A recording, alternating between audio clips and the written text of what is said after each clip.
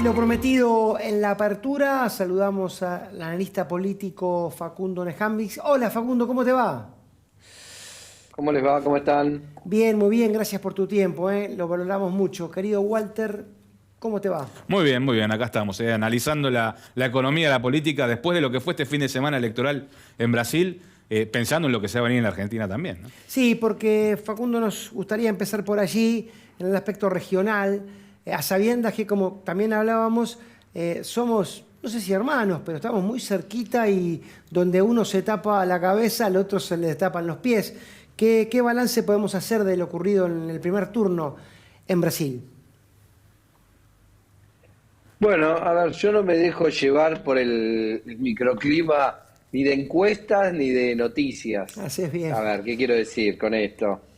Eh, Pareciera ser, por lo que uno escucha hoy, como si ganarle a lo que sale en las encuestas es un triunfo político. Y la verdad que yo no coincido con esa idea y con esa noción. La realidad es que lo que uno observa hoy en Brasil es un triunfo bastante claro de la principal opción opositora que la lideraba Luis Ignacio Lula da Silva, un expresidente que estuvo detenido hace no muy poco, acusado por graves cargos de corrupción, con la representación de un partido político, el Partido de los Trabajadores, que cayó mucho en la valoración pública, con una expresidenta destituida como Dilma Rousseff, es decir, una situación bastante compleja y complicada, que se reconstituye a partir de una presidencia de Jair Bolsonaro, que evidentemente no ha sabido construir una mayoría a lo largo de su presidencia que le permitiera llegar con cierta holgura y comodidad a la renovación de su periodo presidencial. Después, si vos le ganaste a 10 encuestas que decían que ibas a perder, en términos de tu valoración social, eso no cambia mucho ni cambia nada. No sé por qué se le da tanta entidad y tanta valoración al accidentado uso de las herramientas de investigación social en relación a un resultado electoral. Por supuesto que es llamativo y llama la atención a muchos analistas y a muchos periodistas y muchos comunicadores que un candidato que tiene una propuesta a veces tan radicalizada en términos discursivos y que al mismo tiempo es tan tirante en términos institucionales y genera tanta tensión en el sistema democrático como la de Jair Bolsonaro, acumule una cantidad de votos relevante como la que sacó en la elección. Pero tampoco hay que olvidarse que Jair Bolsonaro ya era presidente del Brasil. No es una sorpresa electoral que saque arriba del 40%. Por lo tanto, no comparto, y esto lo quiero decir con claridad, el enfoque dominante en las primeras 24 horas post-elección de que Bolsonaro hizo una gran elección. Yo creo que la gran elección la hizo la oposición y que quedó a un paso de ser ganadora en la segunda vuelta. Por supuesto que ahora va a venir una nueva contienda electoral y que Bolsonaro tiene, por supuesto, como todo oficialismo, muchas chances de recuperar puntos y votos, pero la realidad es que quedó a 5 puntos de distancia del primero y el primero quedó a 1,5 puntos de ganar en primera vuelta.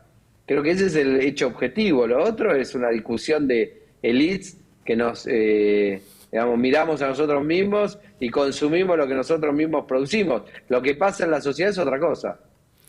Muy de acuerdo, Facundo, sobre todo con esto último, ¿no? A veces los periodistas, entre otros sectores, digo, incluso ustedes también, a veces nos hablamos para una microcomunidad y el mundo pasa por otro lado. Muy de acuerdo. Walter. Sí, pensando en esto, Facundo, lo hablábamos fuera de cámara con Diego también, ¿qué tipo de proyección podemos hacer para el escenario que se viene electoral en la Argentina el año próximo? Te lo pregunto básicamente porque se hizo mucho eje en lo que fue la recuperación económica que exhibió Brasil en los últimos meses como un factor determinante para también la remontada electoral de Jair Bolsonaro. En el caso del gobierno argentino, ¿vos crees que todavía hay margen como para poder tener chances electorales certeras el año próximo?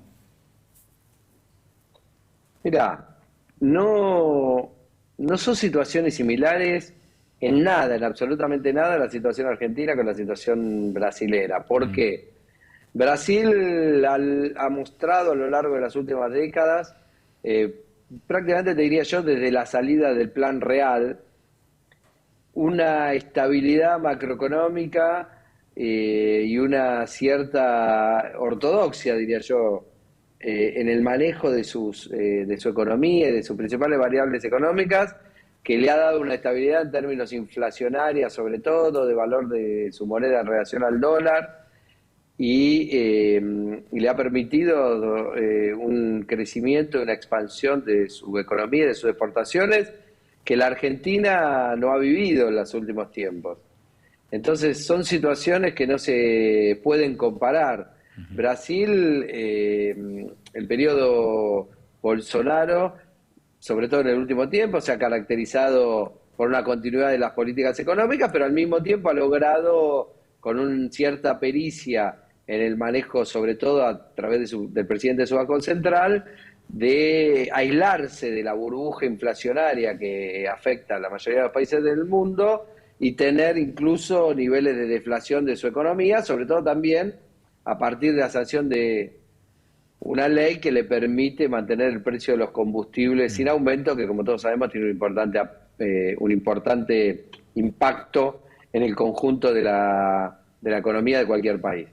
Entonces, la resolución de los problemas de la economía brasileña no tiene nada que ver con la resolución de los problemas de la economía argentina, en las cuales no solamente hay que resolver un problema inflacionario que tiene que ver con la crisis internacional, de la guerra de Ucrania, de los todavía resabios de las políticas de expansión en plena pandemia para poder alimentar a la gente que no podía salir a trabajar, sino que al mismo tiempo tiene que resolver un problema inflacionario que viene de arrastre de más de una década y que además es histórico a la economía argentina y que ubica a la economía argentina en 3 dígitos de inflación. Entonces, el desafío no se trata solamente de ajustar 2 o 3 variables y mejorar un poquito la perspectiva de crecimiento. En Argentina el desafío es mucho más profundo y mucho más difícil de ser resuelto en un periodo tan corto de tiempo.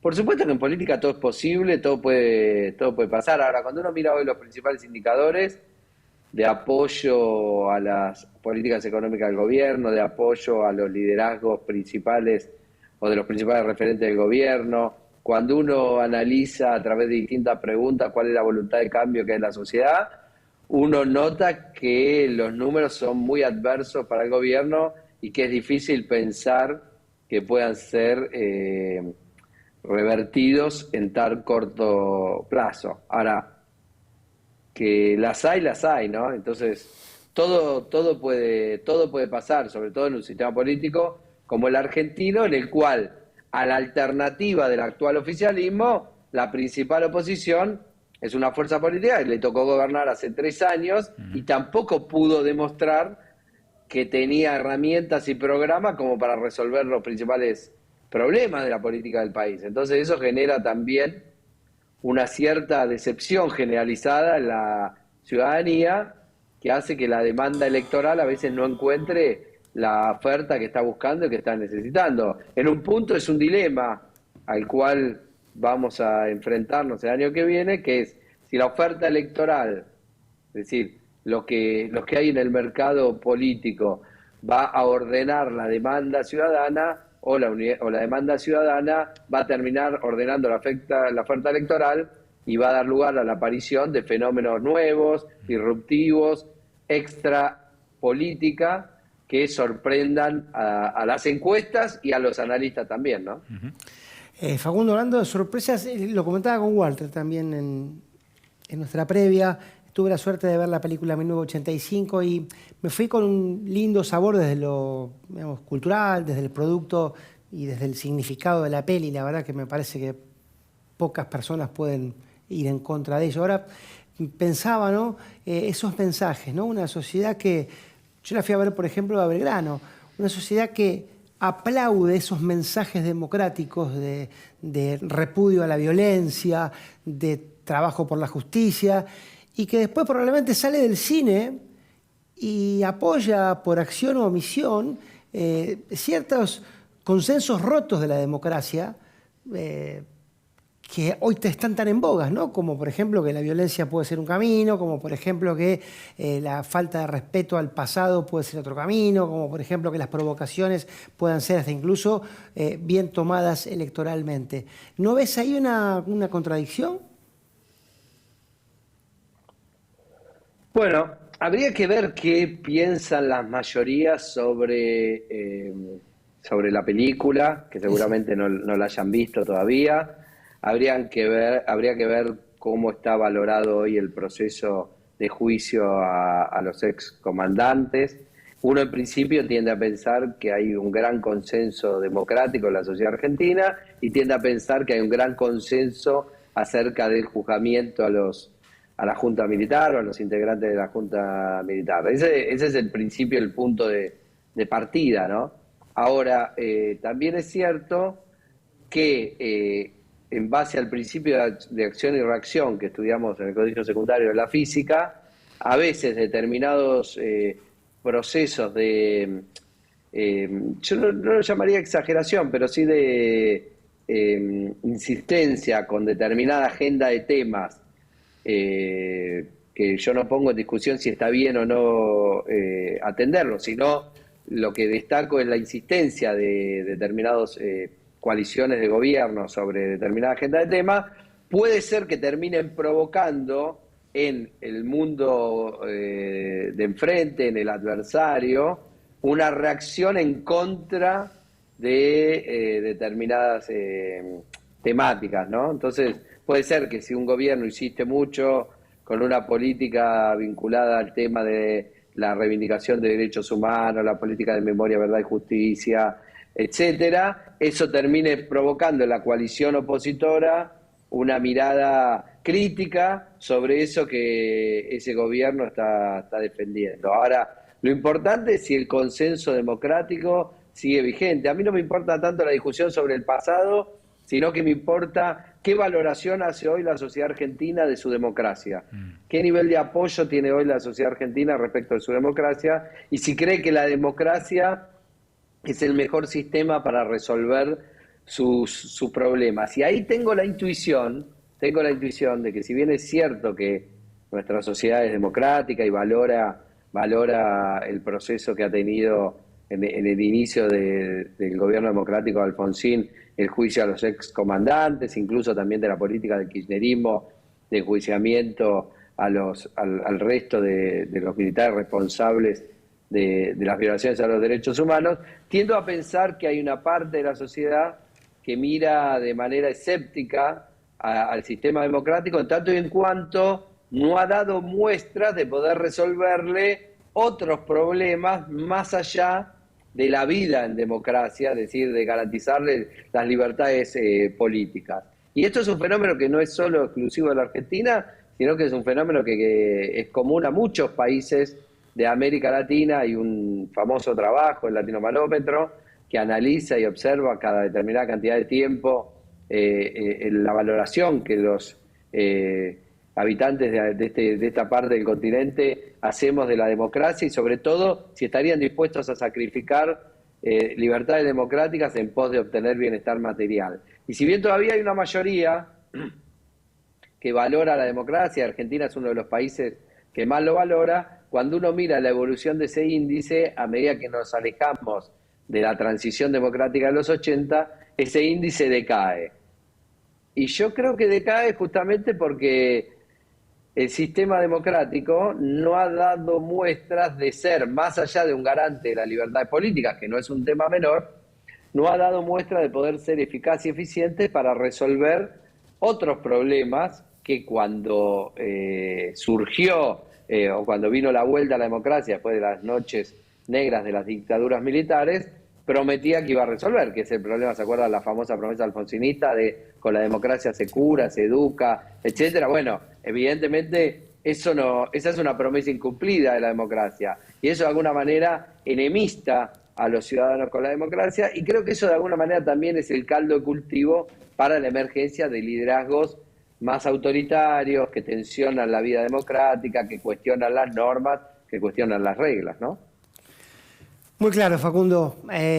Nos dejas pensando y eso siempre hace bien.